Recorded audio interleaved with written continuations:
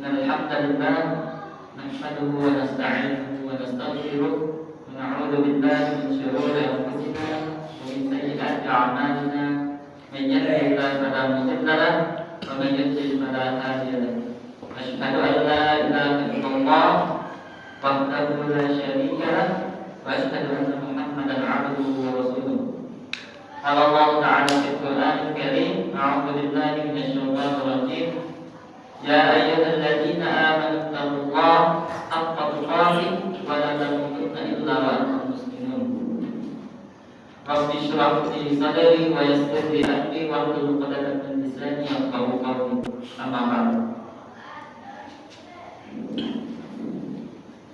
Jemaah sekalian, jemaah salat subuh yang dimuliakan dan dirahmati oleh Allah Subhanahu wa taala.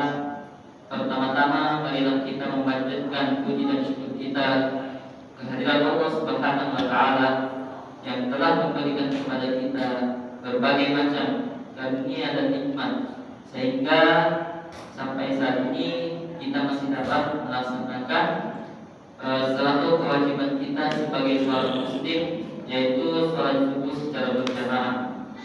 Semoga amal ibadah kita diterima oleh Allah Subhanahu wa taala dan dibalas dengan pahala yang besar dan akhirat. Amin. Kemudian salawat serta salam kita panjatkan kepada baginda Nabi Muhammad sallallahu alaihi wasallam, kepada keluarganya, para sahabatnya, serta generasi-generasi setelahnya yang senantiasa mengikuti beliau hingga akhir zaman.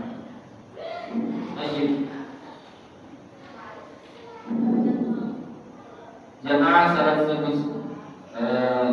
salat subuh yang dimuliakan dan dirahmati oleh Allah Subhanahu wa taala. Ini pertama kalinya saya mengisi pada subuh kali ini. Jadi saya ingin memperkenalkan diri dulu. Nama saya Muhammad Khalil Amin. Saya lahir di Makassar. Tahun ini saya sudah berusia 19 tahun, tepatnya di tanggal 26 Desember nanti. Ya, kurang 10 hari lagi.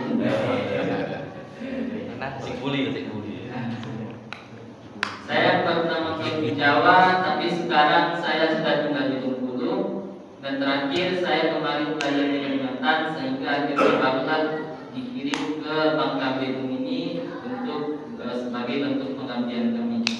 Jadi kedepannya saya harap tidak bosan-bosan juga bertemu dengan saya. Jemaah sekalian yang dimuliakan dan dirahmati oleh Allah Subhanahu wa taala, pada subuh kali ini topik yang ingin saya bahas yaitu mengenai pintu-pintu syaitan. Maksudnya adalah pintu-pintu yang memudahkan syaitan dalam menggoda manusia. Kayak saya beri perumpamaan seperti manusia ini seperti sebuah rumah. Kemudian setan itu seperti mani. Maka ketika rumah kita dibiarkan terbuka begitu saja pintunya, pasti setan lebih mudah dalam menggoda manusia. Maka itu tadi, kita harus mengetahui apa saja pintu-pintu yang memudahkan setan ini, supaya nantinya kita dapat membangun sebuah benteng yang nanti dapat menghalau godaan dari setan tersebut. Karena satu hal yang perlu kita ketahui, bahwasanya setan itu tidak pernah bosan dalam menggoda manusia, bahkan sampai hari kiamat.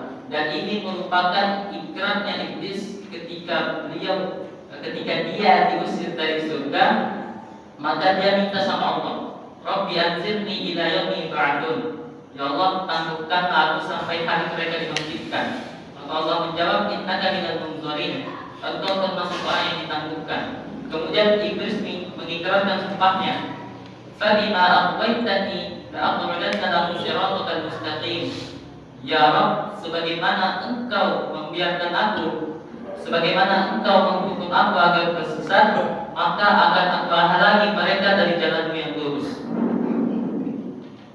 Kemudian iblis melanjutkan, "Tsumma la'atiyannahum min baini aydihim wa min khalfihim wa 'an aymanihim wa 'an syama'ilihim." Kemudian akan aku datangi mereka dari depan, dari belakang, dari sebelah kanan, dari sebelah kiri. Wala tajidu aktsarahum syakirin, dan engkau tidak akan mendapati kebanyakan mereka bersyukur. Ini merupakan ikrar iblis di surah Al-A'raf ayat 14 sampai 16. Maka sesuai dengan ikrar tadi, dia akan selalu berusaha menyesatkan kita sampai hari kiamat, sampai hari kita dibangkitkan nanti. Maka perlunya kita membangun benteng dari godaan-godaan iblis serta para syaitan tersebut.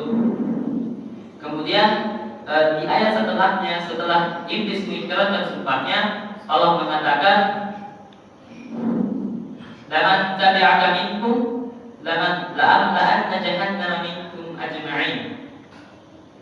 Oke, maka barang siapa yang mengikuti godaanmu, kelak akan aku isi neraka jahanam itu dengan kalian semua. Artinya orang-orang yang tergoda oleh godaan iblis serta para setan tadi, Allah katakan tempatnya di neraka, bukan di surga tentunya. Maka sekali lagi, marilah kita bangun benteng untuk diri kita, karena ini juga merupakan perintah Allah Subhanahu wa taala di surah At-Tahrim ayat ke-8 atau 9 kalau tidak salah. Ya ayyuhalladzina amanu qu anfusakum wa ahlikum nar. Allah berfirman, wahai orang-orang yang beriman, jagalah diri kalian dan keluarga kalian dari api neraka, waquduhan nas wal hijarah, yang bahan bakarnya itu dari manusia dan pepohonan. Allah memerintahkan agar menjaga diri kita dari neraka. Dan Allah juga berfirman di surah Fatir ayat 6, "Innasyaitana lakum aduwwun fattakhidhuhu aduwwa, innama yad'u hizbahu liyakunu min ashabis sa'ir." Sesungguhnya setan itu merupakan musuh bagi kalian, maka jadikanlah dia sebagai musuh. Sesungguhnya setan itu hanya mengajak golongannya untuk masuk ke dalam neraka yang menyala-nyala. Ya. Itu tadi sebagai pembukaan kita, supaya memotivasi diri kita kembali, agar kita lebih baiknya mengetahui tentang jalan-jalan pintu-pintu setan dalam menggoda manusia, sehingga ketika kita mengetahui jalan-jalannya, maka kita sudah dapat menghalau. Kita masuk ke pintu yang pertama yang disebutkan oleh Imam Ibnul Qayyim rahimahullah di dalam kitabnya Al-Bada' Al-Fawaid. Dia menyebutkan tentang 4 pintu yang memudahkan setan dalam menggoda manusia. Pintu yang pertama adalah banyak memandang. Maksudnya memandang segala hal yang diharamkan oleh Allah Subhanahu wa taala. Contoh yang paling mudahnya adalah aurat, mau itu aurat laki-laki maupun aurat wanita. Dan tentunya mungkin di zaman ini akan sangat susah sekali bagi kita jika kita ingin menjaga aurat, karena fenomena yang kita temukan di zaman ini adalah banyaknya wanita-wanita yang keluar dari rumahnya sedangkan mereka sama sekali tidak menutupi auratnya. Ada yang pakaiannya seperti laki-laki, ada yang pakaiannya di atas lutut, bahkan celananya seperti celana boxer. Ada juga yang tak pakai celana, naudzubillah. Bahkan Rasulullah katakan ada wanita yang dia berpakaian tapi dia telanjang. Dan ini sudah Rasulullah sampaikan 1400 tahun yang lalu dan kejadian di zaman kita. Karena kita lihat banyak sekali wanita-wanita yang mereka mengetatkan baju-bajunya, celananya, sehingga terlihat kebukaan-kebukaan tubuhnya. Bahkan ada juga yang pakai baju tapi tidak menutupi setengah dari badannya.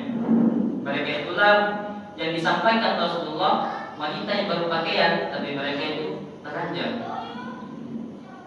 Maka dalam hal ini Allah Subhanahu wa taala berfirman, "Qul lil mu'minina yaghuddu min absarihim wa yahfazu furujahum."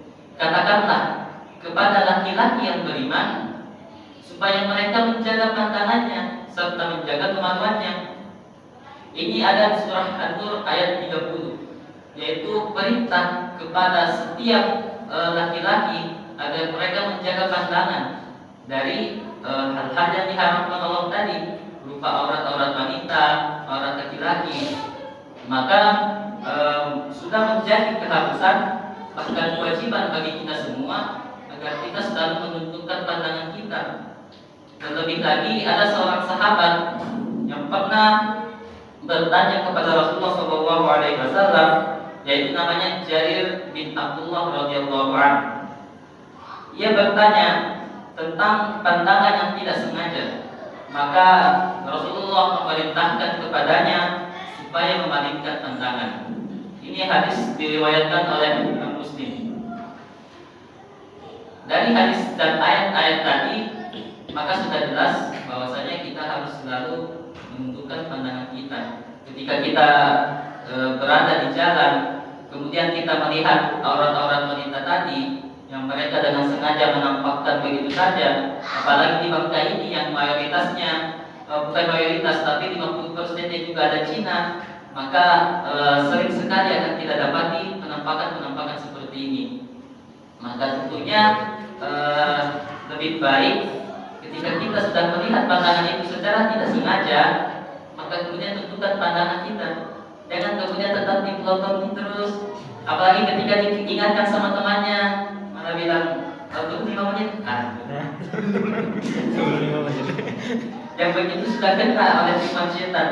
Karena perangkap setan itu bagaikan semut hitam di atas batu hitam di mana yang gelap gulita. Jadi memang tidak kelihatan. Makanya hati-hati, jangan sampai kemudian kita tidak sadar ternyata kita sudah terjebak oleh perangkap setan. Ya. Ini pintu yang pertama tadi, yaitu banyak memandang hal-hal yang diharapkan oleh Allah Subhanahu wa taala. Kemudian kita masuk ke pintu yang keduanya, yaitu banyak berbicara. Dan ini sejalan dengan hadis Nabi sallallahu alaihi wasallam, "Man kana yu'minu billahi wal yawmil akhir falyakul khairan aw liyasmut." Barang siapa yang beriman kepada Allah dan hari akhir, hendaklah dia diam, hendaklah dia berkata yang baik atau diam. Tapi bukan berarti juga orang yang perkataannya buruk maka dia tidak beriman kepada Allah. Tapi hadis ini mengindikasikan bahwasanya iman seseorang itu belumlah sempurna ketika dia masih banyak menggunakan kata-kata kotor, kata-kata kasar, termasuk juga kata-kata yang tidak ada manfaatnya. Maka ketika seseorang banyak berbicara seperti ini, menunjukkan bahwasanya imannya itu belumlah sempurna. Dan ketika seseorang itu banyak berbicara, ditakutkan setan akan memperlesetkan perkataan-perkataannya. Dan Rasulullah SAW pernah menyebutkan bahwasanya ada seorang hamba yang dia dijatuhkan ke dalam neraka hanya karena sebuah perkataan, dan dia dijatuhkan sejauh antara timur dan barat. Maka itu pentingnya bagi kita untuk selalu menjaga perkataan kita, karena termasuk tadi juga boleh jadi ketika kita sedang berbicara, walaupun mungkin pembahasannya tentang hal-hal baik, seperti contohnya kita sedang membahas tentang mengaji. Kawan-kawan, malam ini kita mengaji lagi di masjid. Masya Allah, pembahasannya bagus, tapi tiba-tiba ada yang nyambut. Iya, Masya Allah, kita ngaji lagi. Tapi coba lihat bulan itu, 10 tahun ngaji gak pernah betul, masih banyak lebarnya. Nah, itulah yang kemudian tiba-tiba mengantarkan kita kepada ghibah, mengejek orang, sehingga perkataan buruk ini yang melemahkan iman kita. Kita tidak sadar ternyata sudah masuk ke dalam perangkap setan. Maka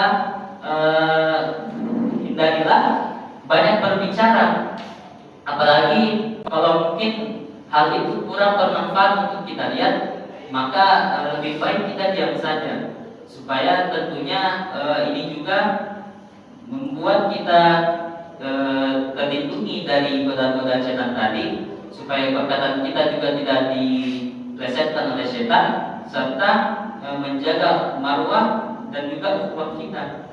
Dan kita harus selalu menghormati atau menjaga kehormatan dari saudara-saudara kita, dari perkataan-perkataan kita. Karena boleh jadi tanpa kita sadari ada perkataan yang mungkin masih tersisa di benak hati saudara-saudara kita, yang bahkan boleh jadi dia masih ingat sampai saat ini bahwa dulu kita pernah berkata kasar kepadanya atau pernah mengejek tentangnya atau tentang keluarganya. Maka di kemudian hari lebih baik kita meminta maaf kepadanya. Ini mengenai pintu yang kedua. Sekarang kita masuk ke pintu yang ketiga. Pintu yang ketiga ini Ibnu Qayyim menyebutkan yaitu tentang banyak makan.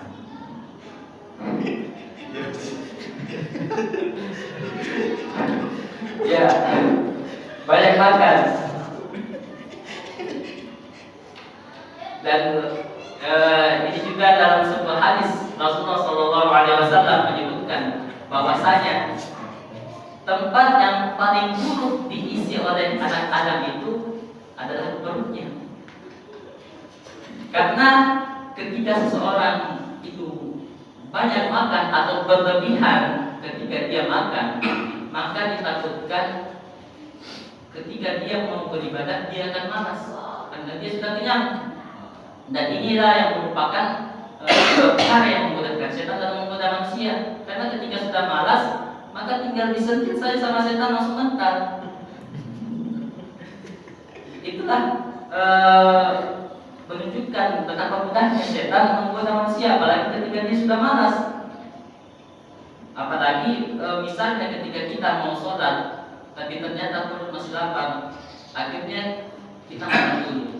Setelah makan sudah kenyang, bukannya langsung sholat, tapi malah duduk di sofa. Setelah duduk di sofa, akhirnya dibujuk lagi sama setan, tiduran, akhirnya mulai tiduran berbaring, dibujuk lagi tutup mata sedikit.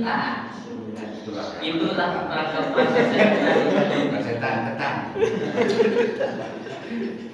Seperti semut hitam di atas batu hitam, di mana yang gelap gulita tidak terlihat, tidak terasa, tapi tiba-tiba saja kita sudah masuk. Maka banyak-banyaklah bertobat kepada Allah Subhanahu wa taala. Banyak-banyak meminta perlindungan kepada Allah Subhanahu wa taala, karena kita tidak tahu kapan kita akan terperangkap di perangkapnya setan ini. Ini tentang pintu yang ketiga.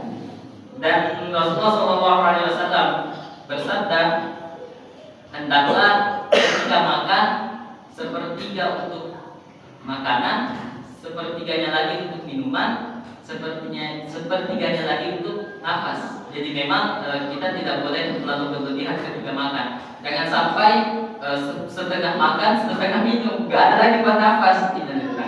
Kurang itu. Sepertiganya. Setan. Ya. Tapi jangan juga misalnya ketika kita melihat ada kawan kita yang dia makan satu piring penuh, kemudian kita katakan, wah ini sudah termasuk perangkap setan. Jangan sampai, karena kita tentu saja boleh jadi kita tidak sama. Maksudnya ada orang yang makannya memang secuil sudah kenyang, ada yang 2 suap kenyang, ada yang 3 suap kenyang, ada yang mungkin yang 1 piring baru kenyang. Makanya tentunya kita juga selalu menjaga kehormatan saudara-saudara kita. Dan juga lebih baik kita ingatkan, kalau bisa saudara jangan terlalu banyak makan, karena takut nanti lalai dalam beribadah kepada Allah. Ingatkan juga, karena tentunya kalau sudah subuh boleh banyak makan. Jangan kau waktu kejubur. Karena tentunya kita sesama saudara Muslim harus senantiasa mengingatkan. Ya, kita masuk ke pintu yang terakhir, pintu yang keempat yang disebutkan oleh Imam Ibnu Qayyim rahimahullah di dalam kitabnya, yaitu bergaul, banyak bergaul. Yang dimaksudkan di sini adalah bergaul dengan ahli-ahli maksiat. Adik-adik yang sering berbuat dosa, ketika kita sering bergaul dengan orang-orang yang seperti ini, takutnya kebiasaan orang-orang yang sering berbuat dosa tadi, main judi, minum minuman keras, main poker, dan sebagainya, ketika mereka bermain-main seperti ini, takutnya kita juga terbawa. Karena bagaikan sebuah arus, ketika kita ikuti, kita akan terbawa dengan arus tersebut. Nah, ini juga yang malah boleh jadi teman tadi merupakan setannya. Itu aku. Jadi Rasulullah Shallallahu Alaihi Wasallam bersabda, "Al-mar'u ala dini khalili." Seorang laki-laki itu berada dalam agama teman dekatnya. Falyanzur ahadukum man yukhalil, maka perhatikanlah dengan siapa kalian bergaul. Seorang laki-laki bergantung dengan agama teman dekatnya. Walaupun memang secara konteks khususnya ini merupakan kebiasaan, karena ketika teman kita berteman dengan orang Kristen misalnya, tiba-tiba kita sering mendengar ayat-ayat Bible, tiba-tiba masuk sedikit-sedikit, akhirnya lama-lama oh iya ya, nah sudah dibaptis. Dan ini pernah kejadian beberapa kali dalam berita, dalam kisah-kisah juga ada sebagian orang yang ketika dia berteman dengan orang-orang Kristen, akhirnya dia juga ikut terjebak di dalamnya. Nah, sama juga ketika kita berteman dengan orang-orang maksiat, ahli-ahli dosa, kita sering bergaul sama mereka, sering bercanda. Mungkin awalnya kita masih kuat lah, sering bangun subuh masih bisa, tapi lama-lama diajar sedikit, ayolah cicip, ayolah. Nah, itulah perangkap setan tadi. Kita tidak tahu, ternyata setan sudah menabur umpannya untuk kita, dan ternyata kita sudah menggigit umpan tadi.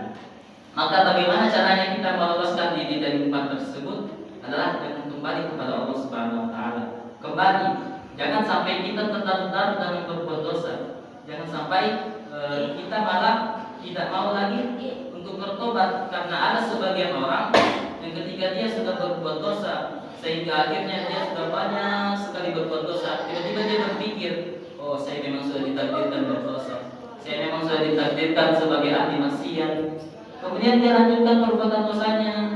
Mungkin dia merasa bahwa dia sudah ditakdirkan masuk neraka, padahal Allah Subhanahu wa taala tidak akan memasukkan hambanya ke dalam neraka kecuali hamba itu sendiri yang memilihnya. Bahkan Allah ketika misalnya hambanya ini sudah ada di ujung tanduknya neraka, masih dilihatkan jalan menuju surga, masih dikasih lihat ini jalan menuju surga, tapi hamba itu tidak mau ambil, maka dia ambil jalan menuju neraka. Itulah bagaimana rahmat Allah Subhanahu wa taala kepada manusia. Jangan sampai kemudian kita tidak mengambil jalan dari Allah Subhanahu wa taala. Allah Subhanahu wa taala akan senantiasa menerima tobat dari seseorang hamba selama matahari belum terbit dari arah barat. Dan juga Allah Subhanahu wa taala berfirman di surah An-Nisa bahwasanya Allah akan menerima taubat dari seorang hamba kecuali pada saat ada seorang yang sudah mati, yaitu misalnya mereka bertiga berbuat dosa, mungkin berzina, tiba-tiba temannya satu ini mati secara mengenaskan, ibaratnya mungkin ditimpa azab oleh Allah Subhanahu wa taala, maka otomatis yang membuat temannya tadi ini ketika mereka sudah terlanjur berbuat maksiat, maka ini sudah merupakan tanda dari Allah Subhanahu wa taala. Jika mereka masih belum mau mengambil pintu tobat tadi, maka boleh jadi dosanya yang tadi itu tidak dikampuni lagi oleh Allah Subhanahu wa taala. Itu merupakan salah satu tanda dari Allah Subhanahu wa taala agar segera bertobat. Jangan sampai ketika pintu tobat sudah dibukakan oleh Allah, maksudnya sudah diperlihatkan, ayo segera bertobat, tapi ternyata kita tunda-tunda tobat tersebut, akhirnya Allah tidak bukakan lagi pintu tobat untuk kita. Karena kita tidak tahu kapan hidayah itu akan Allah berikan kepada kita. Yahdillahu man yasha, Allah memberikan hidayah kepada siapa yang Dia kehendaki. Wa yudlilillahu man yasha, dan Allah akan menyesatkan siapa juga yang Dia kehendaki. Dan semuanya tergantung dari kehendak Allah Subhanahu wa taala. Maka banyak-banyaklah meminta kepada Allah supaya kita diberikan hidayah, diberikan perlindungan dari setan, dijaga dari api neraka beserta keluarga kita, beserta sahabat-sahabat kita, karena nantinya orang-orang terdekat kita juga yang akan berkumpul bersama kita di dalam surga nanti. Ya, ini tadi merupakan 4 pintu setan yang disebutkan oleh Imam Ibnu Qayyim rahimahullah di dalam kitabnya Al-Bada' Al-Fawaid. Maka keempat pintu setan ini telah kita ketahui. Yang pertama tadi banyak memandang, yang kedua banyak berbicara, yang ketiga banyak makan, yang keempat banyak bergaul dengan ahli maksiat. Keempatnya ini merupakan hal-hal yang memudahkan setan dalam menggoda manusia.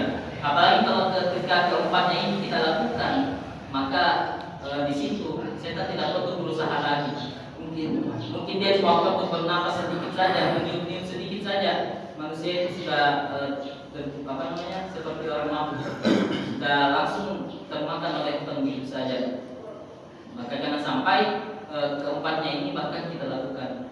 Kalau bisa kita tutup pintu kita serapat-rapatnya supaya tidak ada jalan lagi, tidak ada peluang bagi setan untuk menggoda diri kita. Mungkin ini dulu yang dapat kami sampaikan.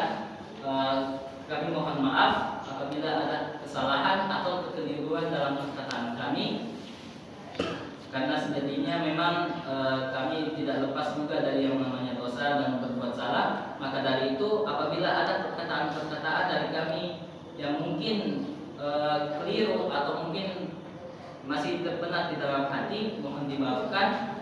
Terakhir, syukran jazakumullah khairan katsiran atas kehadirannya pada subuh kali ini, terlepas dari segala kesibukan kita.